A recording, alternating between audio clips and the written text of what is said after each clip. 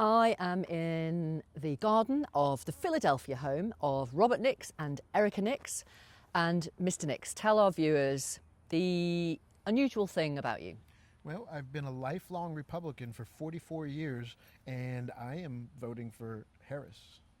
This time. This time I am. I voted for Trump in 2016, but I voted for Biden in 2020, and I'm voting for Harris in 2024. I'll come back to you on that. Tell our viewers about yourself. Well, I voted for Reagan after much research in the early 80s in my first election, and I've remained a devout Republican. How long have you two been married? 30 years. Okay. Why are you voting for Harris this time? Well, I really didn't think he would get the nomination in 2016, but I voted for him as a Republican, thinking, how bad can he be? I thought there'd be guardrails. I thought there'd be adults in the room. And I was wrong. I was wrong. It's been a journey to see our country being undermined by the president. For me, to see it that view, undermining the rule of law, the Constitution, the checks and balances, undermining the press so that nobody believes anything anymore, all the various things. And then after that, I mean, that was bad enough for me that I couldn't support him in 2020. But then after that, the insurrection on January 6th, as well as the big lie that he said he did not, that he wanted, but it was stolen from him. That's undermined confidence in our entire electoral system, and it's undermined confidence in the peaceful transfer of power for the January 6th insurrection. So now I'm adamantly opposed, and I'm public about it. I wasn't in 2020. I just said I'm not going to vote for him. But now I've joined groups like Republican Voters Against Trump, and that's how you found me. Is that not a pretty powerful argument against voting for Donald Trump? He and I view the entire past 8 years differently. I voted for him in 2016 to drain the swamp of Washington, D.C. Did he do that? He only had 4 years. And how long does it take? Well, I think that the next 4, after he wins the election, that's what it's going to take, the next 4. I think that's why he has been so vehemently attacked, is because those in charge and those in power know exactly what he's going to do. They're going to be exposed, and they're going to have to leave their cushy positions within our government that they've been living in and just working for years, 40 years, 35 years. Joe Biden has been in our government and doesn't have anything to show for it. So your husband talked about the lies, the false claims of the 2020 election being rigged and it was stolen from him, and then of course the violence that we saw on January the 6th. Why does that not put you off Donald Trump? So I too believe that the election was stolen from him. Do you? I believe there was ballot box stuffing. I believe that a lot of ballots disappeared. But there's no evidence. I believe that there is evidence. I believe that a lot of the evidence has been suppressed. As for January 6th, I think that was orchestrated. I don't believe that was a spontaneous event. Well, I think that a peaceful protest was organized, and once the DNC caught wind of it, the powers that be, probably Nancy Pelosi, said, let it happen, let's invite them in, stand down, guards stand down, invite them into the Capitol, and let the world, encourage them to disrespect the Capitol, disrespect us. Forgive me, there's no evidence that Nancy Pelosi did that. There is evidence that Donald Trump stood there at the ellipse and said, we will fight, and if you don't fight, we won't have a country. So I think when you say evidence, you're referring to what's been shown mainstream, what has been given to us, what has been fed to us. But if you look deep enough, there is evidence. There's plenty of evidence that the gates were opened to the protesters. The guards, the Capitol Police opened up the doors and said, come on in, we'll give you a tour. Okay, you're listening to Erica explain that. What do you think? Well, I think she's fallen victim for what the same as the MAGA movement has as well. If you've drank the Kool-Aid, you're not going to see anything else but that. So what we all watched it on January 6th. I saw the world saw us turn into a banana republic, is what it looked like to me, and that the threats of hang Mike Pence for not helping undermine the transfer of power and the certification of the election. To me, it was like the lowest point I've ever seen in our country's history, and I don't want to see it repeated again going forward. So I think that was an attempt, and now there's going to be more than that after this election. If you mean if Donald Trump doesn't win? Yeah, if he doesn't win, I think it's going to be sort of like a January 6th 2.0, and it's going to be better preparation, more lawsuits, more attempts to overthrow the results of the election. Does that worry you? Oh, yeah, it worries me. It worries me that this is going to continue on through the rest of the 20s, and it's not over whether he wins or loses, or even if he's gone. It's that movement is dug in deep enough that we're facing this problem in the United States throughout the rest of the 20s, if not through 2032 election as well. But 2028, I don't see it as going to be any better, and he won't even be able to run. It'll be surrogates or somebody like that, J.D. Vance. If Kamala Harris wins, people say I've heard people, they've said it to me since we've been here, it's the end of our country, prices will continue going up, there'll be more wars, she's a communist. Do you believe that? Yes, absolutely. Absolutely. And I feel like he's the one that has been drinking the Kool-Aid. He believes what he sees on the news. He believes what is He being who? He, Sorry. Robert. Your husband? My husband. Right, sorry. He's the one that is being duped. He's the one that is only seeing what they want him to see. This is so fascinating, isn't it? Yes. You've been married for, what did you say? 30 years. 30 years. You love each other? Yeah. Yeah? You're still in love? Would you say that? Yeah. Yeah? And you think he's been duped, he's Yes. the gullible one, Yes. and you think she's the gullible one. Yeah. Wow. Do you not talk about politics in your home? Well, I can remember the first time we did have a conversation when I realized that he was not supporting Donald Trump was during his first stint in office, and we were at a restaurant, and I was shocked when he was arguing with me about what good he was doing. And I was just incredulous. I was, how can you think this? And we were getting louder and louder and louder until the entire restaurant was like looking at us. And I'm like, This is like a scene from a film. we can't talk about this. We just Wow. can't. So we don't really talk about it. No. No, we just leave that part out, and then Yeah. we have other things like our children, our grandchildren, and all Work, those other things. you know. And we have Seinfeld in common.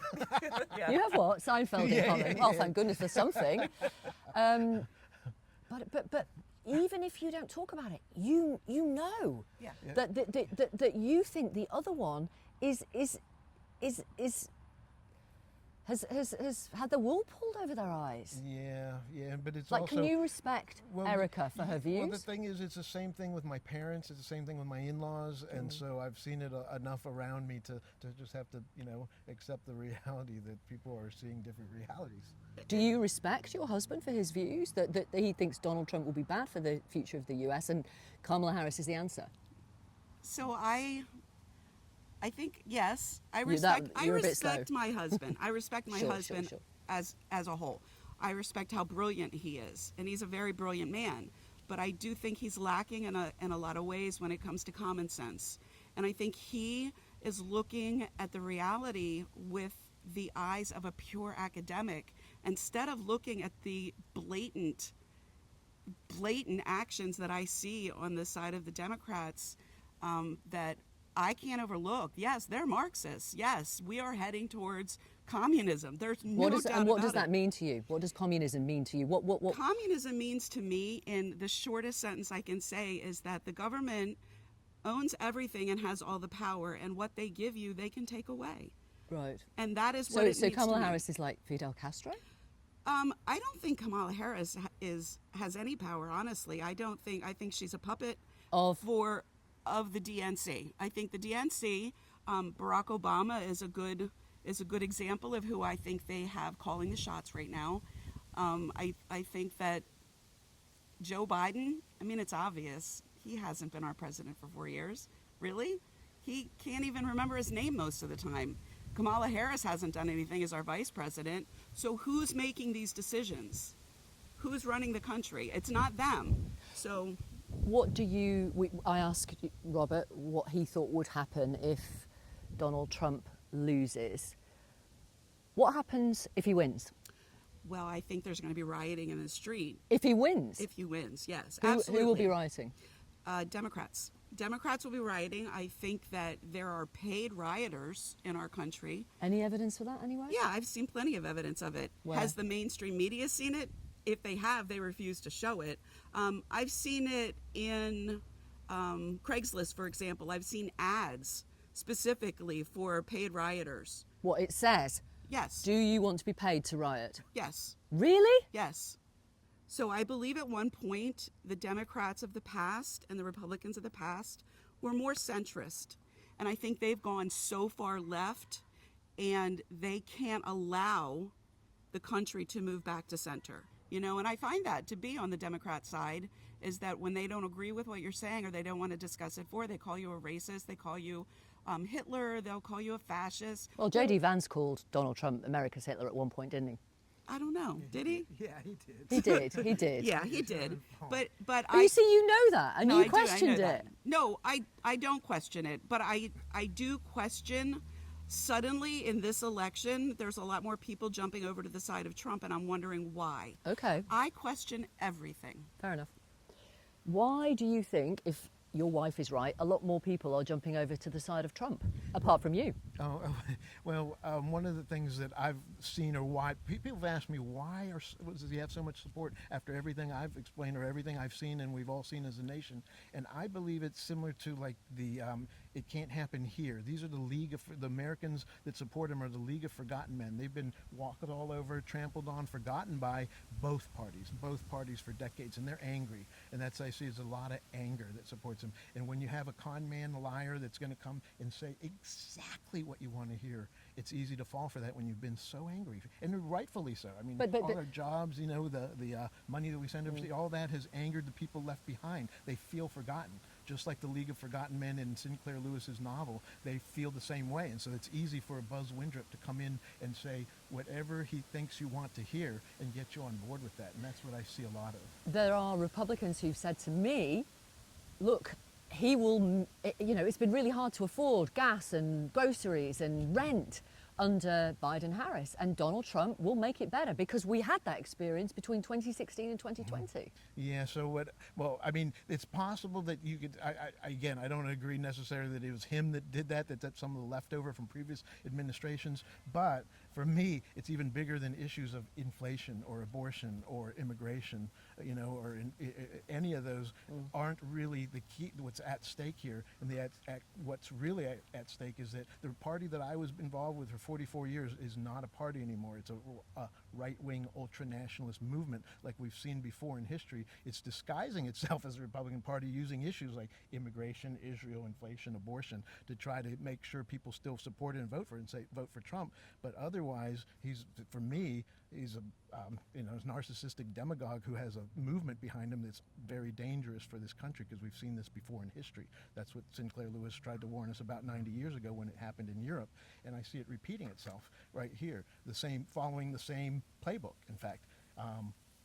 Scapegoating immigrants, scapegoating minorities. As soon as he's reelected, if he's reelected, he's going to begin to scapegoat American Jews. It's going to be the exact same thing because he's using the same language, he's using the playbook, and he's shown his adoration for Hitler. So I don't think that the comparisons are out there. I think they're very valid, and they're very, but we ignore them. We don't know our history, and that's where I'm worried. That's why I'm worried.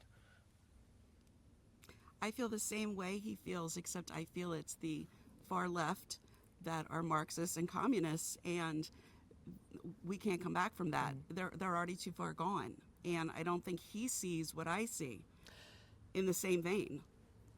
I mean, this nation is polarized. It is split down the middle. Just like this. Just like this. I mean, you are a microcosm of the United States right now. Is that fair? Yeah. Yes, absolutely. So whatever happens in the coming days, how does the new president, whoever it will be, bring people like you back together again, and the country? Well, I think one of the things I remember about Ronald Reagan was that he said that there is enough room under this tent for everybody. And I get that same message from Trump. I do. I feel like things he says, because he's not a politician and he's not polished, and there isn't anybody telling him, there's been nobody around him to help him. He says things that are then taken as a soundbite and given to the world as his views. And But that's because he said those things. Yes, but it's taken out of context. So I think that ideally he does want to bring the country back together again, but because, and I do blame our media is being fed and controlled by the DNC, take the sound bites and make him look as bad as possible. Okay. No, Is that fair? No, you know, people do like to. I mean, we see do, it on social but media. They take a tiny bit of Donald Trump do. and they ridicule him or say, "Look, he's dangerous." Or But the whatever. pattern has been over and over again. If you're not with him, you're the enemy within. That's more divisive than anything I've ever heard in our nation's history. It's like to say the enemy, that people who don't agree with him are the actual enemy of fellow Americans because they don't agree. Do you think he means it? I mean, he says all this exaggerated rhetoric. Does he actually mean it? Well, he doesn't care one way or the other, but many people do. So now he's made threats about firing squads and Liz Cheney, and he can write it off as, I'm just, but people will take that to heart. They will take it to heart. That's why people now have attacked synagogues. It's his rhetoric against minorities that made people shoot up at El Paso, Hispanic Mexican Americans in El Paso in 2019. It's that kind of rhetoric that, whether he means it or knows the consequences or not, that have enraged and inflamed our country and divided it more and led to that type of violence. And I think he'll lead to it again. That's my fear. Thank you both, Erica and Robert. And you have others. And I can hear the rest of your Yes. family, your grown-up daughters arriving. Yes. But thank you so much for talking to our audience. We really, really appreciate it. Thanks for the English breakfast tea as well. You're wonderful. Thank you. Thank you.